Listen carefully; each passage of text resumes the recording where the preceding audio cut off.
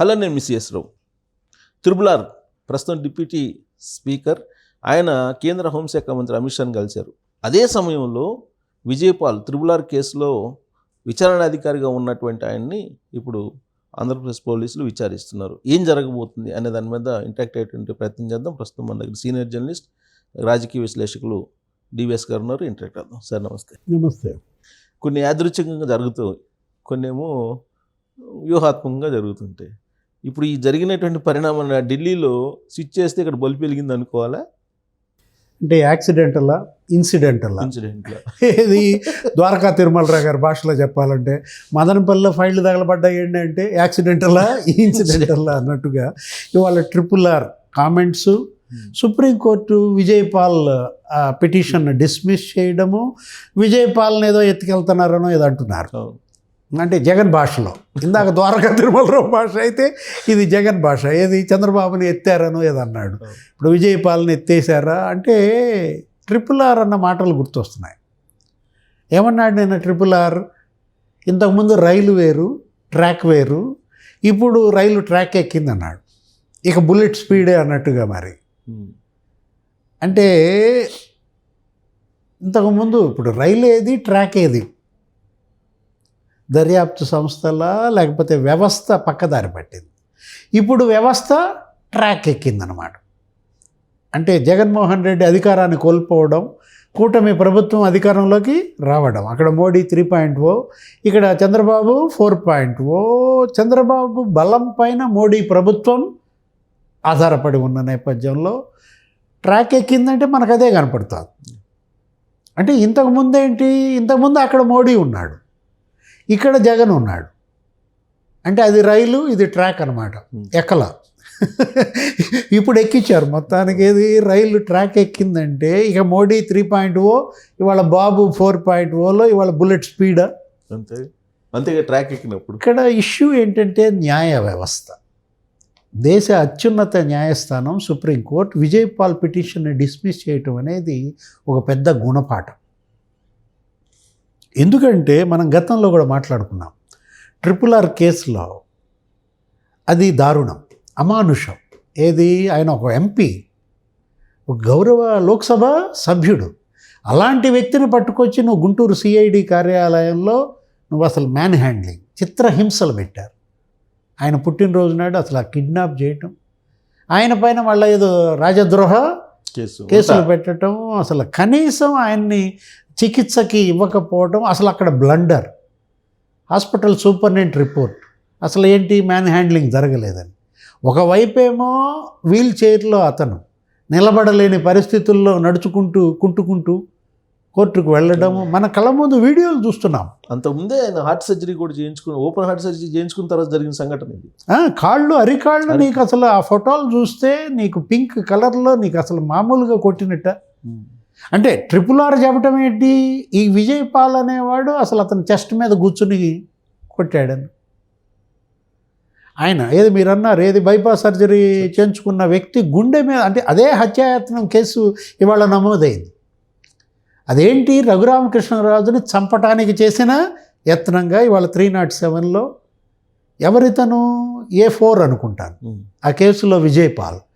ఇక్కడ అన్నీ డిస్మిస్ అయ్యాయి. ఇక్కడ బెయిల్కి వెళ్ళాడు, మనం చూసాం అతని యొక్క బాడీ లాంగ్వేజ్. గుంటూరు సిఐడి కార్యాలయానికి అతన్ని పిలుచుకొచ్చినప్పుడు, అతను ఎంక్వైరీ చేస్తున్నప్పుడు అసలు నీ హోదా నన్ను ఎంక్వైరీ చేసే హోదా కాదని డిఎస్పీ స్థాయిలో ఏదో జరిగితే ఫస్ట్ ఎంక్వైరీ, అప్పుడు తర్వాత ఏదో ఎంక్వైరీ ఆఫీసర్ని కూడా మార్చి ప్రకాశం ఎస్పీనో ఎవరినో వేయటం ఐఓగా. అంటే విజయపాల్ అసలు అతను ఏంటి, అతని ఎదుగుదల ఎలా?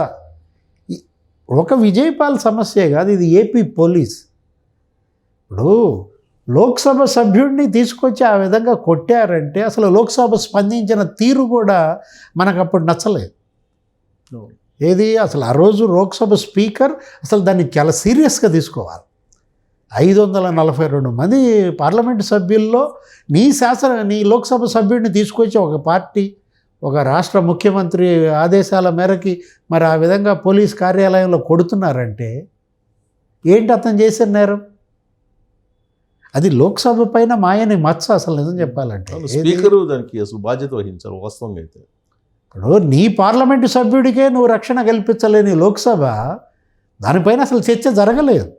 ఉద్దేశపూర్వకంగా కావాలనే అప్పటి ముఖ్యమంత్రి చంద్రబాబు, ముఖ్యమంత్రి జగన్మోహన్ రెడ్డి, లేకపోతే ప్రధాని మోడీ బంధాలు ఎక్కడ తెగిపోతాయి అనుకున్నారు.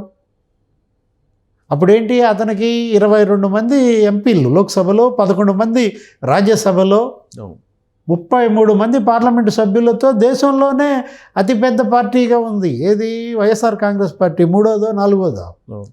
అలాంటి పరిస్థితుల్లో జగన్ మెప్పు కోసం మీరు లోక్సభ సభ్యుడిని బలి చేస్తారా? ఇప్పుడు ఈరోజు ప్రజా తీర్పు, అతన్ని మళ్ళా అసెంబ్లీకి గెలిపించారు. అతని వాళ్ళు డిప్యూటీ స్పీకర్, ఏది అసెంబ్లీ ఉపసభాపతిగా, అది కూడా అన్నట్టున్నారు నిన్న ఆయన. ఏమని, ఇంకా నేను మాట్లాడకూడదు కొన్ని విషయాలు, కానీ ఏది ఉపసభాపతిగా మాట్లాడకపోయినా బాధితుడిగా మాట్లాడే హక్కు నాకుందన్నాడు. ఏది, ఆ రోజు బాధితుడు ప్రభావతి ఇచ్చిన స్టేట్మెంట్, ఆమె పైన చర్యలేవి. హాస్పిటల్ సూపరింటెండెంట్గా తప్పుడు రిపోర్ట్ ఇచ్చినటువంటి ఆ Guntur medical hospital superintendent Prabhavati, ఆమె ఏంటి వైసీపీ లీగల్ టీం సభ్యుడు భార్య అంట. అతను మరి వైఎస్ఆర్ కాంగ్రెస్ పార్టీ లీగల్ టీంలో మెంబర్ ఏంటి, అతని భార్య హాస్పిటల్ సూపరింటెండెంట్ ఇచ్చిన రిపోర్ట్ ఏ విధంగా జనైన్? మిలిటరీ హాస్పిటల్లో ట్రీట్మెంటు చివరికి వాళ్ళు ఇచ్చారు. ఇది 3rd డిగ్రీ ప్రయోగించారని చెప్పి ఇచ్చారు. అక్కడ మ్యాజిస్ట్రేట్ కోర్టు చెప్పాడు స్పష్టంగా, అతన్ని హాస్పిటలైజ్ చేయండి, ఆయన పరిస్థితి చూస్తే నాకే అర్థమవుతోందని మ్యాజిస్ట్రేట్ కోర్టే మాట్లాడితే, పొన్నవోలు సుధాకర్ రెడ్డి హైకోర్టులో గందరగోళం చేసేసి పెద్ద పెద్ద గరిసాడంట. అంటే నీ అరుపులతో నువ్వు జడ్జిని ప్రభావితం చేస్తావా? ఏది, హాస్పిటల్ సూపరింటెండెంట్ ఇప్పుడు ఆ రోజు అతను జైల్లో ఉన్నాడు. ఆ మ్యాజిస్ట్రేట్ ఆదేశాలు అందాయి, ఏమని, ఆయన హాస్పిటలైజ్ చేయండి, మిలిటరీ హాస్పిటల్లో ట్రీట్మెంటు, అక్కడ రిపోర్ట్ నాకు కావాలని ఇస్తే, ఆ రిపోర్ట్ ఏదో రాత్రి 11ంటికి వస్తే, రాత్రి 11ంటికి విడుదల చేయరా? రాత్రి 11 గంటలకు రిపోర్ట్ వస్తే అప్పుడు జైలు తలుపులు తీయాలా అన్నాడంట పొన్నవోలు సుధాకర్ రెడ్డి, పెద్ద పెద్దగా అరుస్తూ హైకోర్టు జడ్జిని. నువ్వు లాయర్వి, అటార్నీ జనరల్ అయితే కావచ్చు, ఏమైనా కొమ్ములు వచ్చినాయి అటార్నీ జనరల్ అంటే? నువ్వు ఏజీనా ఆయన? ఏజీ. దానిపైనే సిద్ధార్థ లూథ్రా సుప్రీంకోర్టు జస్టిస్ దృష్టికి తీసుకెళ్ళటం అసలు ఆయన ఆశ్చర్యపోయాడంట. ఏది, హైకోర్టులో ఒక అడిషనల్ అడ్వకేట్ జనరల్ ఆ అరుపులు ఆయన విస్తుపోయాడని మనం ఇవాళ మీడియాలో చూసాం.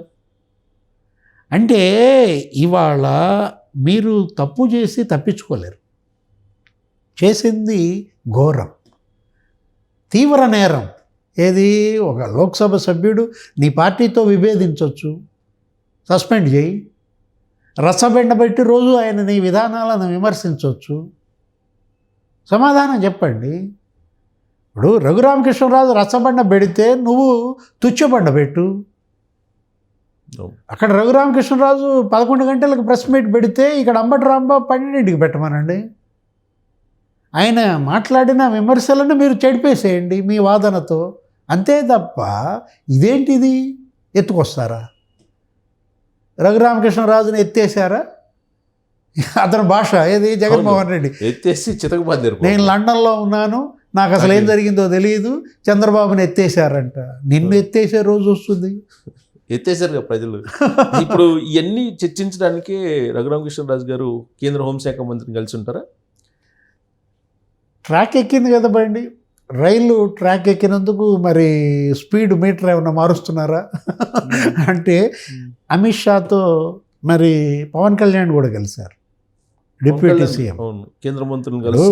ఇక్కడ ఒకవైపు ఏమో అదానీ రచ్చ, 1750 కోట్ల ముడుపులు, అదానీ పవర్, అసలు FBI, అటు అమెరికా, నీకు న్యూయార్క్ ఈస్టర్న్ డిస్ట్రిక్ట్ కోర్ట్, నీకేంటి జగన్మోహన్ రెడ్డి ఆంధ్రప్రదేశ్ ముఖ్యమంత్రి పలానా పీరియడ్, పొలిటికల్ అఫీషియల్, ఏది 2019-24 మధ్య 1750 కోట్ల ముడుపులు అతనికి అందించాడు సాగర్ అదానీ ఫోన్లో ఆధారాలు. అమిత్ షాతో పవన్ కళ్యాణ్ చర్చలు, అదానీ జగన్ ఏం చేద్దామనా? RRR అమిత్ షాతో చర్చలు, మరి జగన్ విజయ్ పాల్, పిఎస్ఆర్ ఆంజనేయులు, సునీల్ కుమార్. ఆ కేసులో వరుస పెట్టి A1, A2, A3, A4 అది హత్యాయత్నం కేసు అనమాట. 307. నీకు విజయ్ పాల్కే ఇవాళ సుప్రీంకోర్టు నీకు బెయిల్ ఇవ్వనప్పుడు రేపొద్దున జగన్మోహన్ రెడ్డి ఆయన నంబర్ ఎంత? A4. A3 విజయ్ పాల్దే కొట్టేస్తే A4 కూడా అదే పరిస్థితి అనమాట. ఇతనికి ఇవాళ బెయిల్ కూడా వచ్చే అవకాశాలు లేవు. సో అది సుప్రీంకోర్టు బెయిల్ తిరస్కరించిన తర్వాత ఇమీడియట్గా పోలీసులు పిలిచారు, తీసుకెళ్ళి విచారిస్తున్నారు విజయ్ పాల్. విచారిస్తుంటే రెండు నాకు తెలియదు, గుర్తులేదు, ఇదే చెప్తున్నాడు. అది కూడా ఏదో చూసాం, ఎక్కడో చదివాము, అదుర్సో ఏదో సినిమా అంట. ఏది నాకు తెలియదు, నాకు గుర్తులేదు. అంటే వాళ్ళంటానికి కూడా ఏమంటారు, ఇది ఎప్పుడో 3 ఏళ్ల క్రితం జరిగింది. అవును, మర్చిపోయా, నా వయసు పెరిగింది, నాకు గుర్తులేదు అంటున్నాడు. అంటే నీ మొబైల్ ఫోన్ ఏది అంటే నేను మొబైల్ ఫోన్ చూడను. అదేమంటే నేను రిటైర్ అయ్యాను, నాకు ఇంకా మొబైల్తో పని ఏంటని విజయ్ పాల్ అడ్డదిడ్డమైన సమాధానాలు. ఈరోజు ఏంటంటే వీళ్ళు దర్యాప్తు సంస్థల యొక్క మెతకతనాన్నో లేదా ప్రభుత్వం యొక్క మంచితనాన్నో వీళ్ళేంటి బలహీనతలుగా తీసుకుంటున్నారు. ఇది పవన్ కళ్యాణ్ ఏదో అన్నాడు, ఏది మాది మంచి ప్రభుత్వమే కానీ మెతక ప్రభుత్వం కాదనో ఏదో అన్నాడు. చూడాలా మరి ఏది నిజంగా మీది మెతక ప్రభుత్వం అవునో కాదో విజయ్ పాల్కి మరి తెలియజేయాలి కదా. ఇదే సమాధానాలు సజ్జల రామకృష్ణారెడ్డి మంగళగిరి స్టేషన్లో ఇచ్చాడు, అవే సమాధానాలు దేవినేని అవినాష్ ఇచ్చాడు.